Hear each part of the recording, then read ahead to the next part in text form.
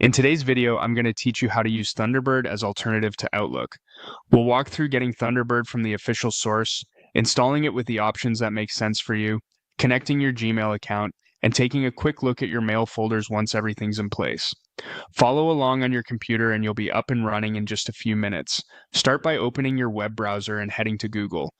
In the search bar, type Thunderbird. Look for the official result that says Thunderbird Free Your Inbox. That's the project's homepage and the safest place to download from. Click it to open the site. On the homepage, you'll see a prominent download button. Thunderbird detects your operating system automatically, so it should offer the correct installer for Windows, Mac OS, or Linux. Click download and let the file finish saving before moving on.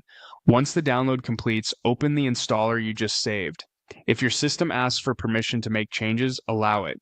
The installer will extract the necessary files. Just wait a moment for that to finish. When the setup window appears, click Next to begin. You'll be asked to choose between a standard or custom setup. Standard is best for most people and installs the default options.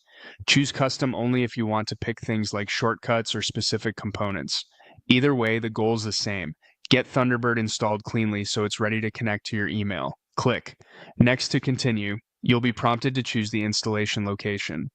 The default folder is usually ideal, but if you manage storage across multiple drives, you can change it here. When you're satisfied, proceed and let the installer finish. You'll see a confirmation when it's done, and you can launch Thunderbird right away or find it later in your applications menu. On first launch, Thunderbird will guide you to set up your Gmail. Choose to add an existing mail account, enter your display name and your Gmail address, then continue. A secure Google sign-in window will appear. Complete your login and any two-step verification you use. Grant Thunderbird permission to access your mail so it can sync. Gmail typically uses IMAP by default, which keeps your messages in sync across devices without extra steps.